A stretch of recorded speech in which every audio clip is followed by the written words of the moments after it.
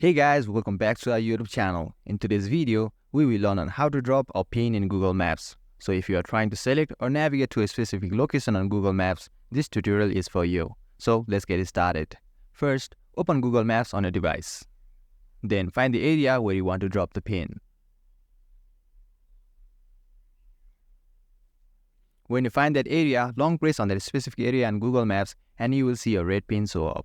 Once you have the red pin, you will have a couple of options in the bottom. If you want to navigate yourself to the pinned location, tap on Directions. You can tap on Save to save this pinned location. You can also share this pinned location. To do so, tap on the Share button. Then through mail, messages, or any other platform, you can share this location. You can also add label to this pinned location. To do so, tap on Add Label. Then type the name that you want to label the location. Then hit OK.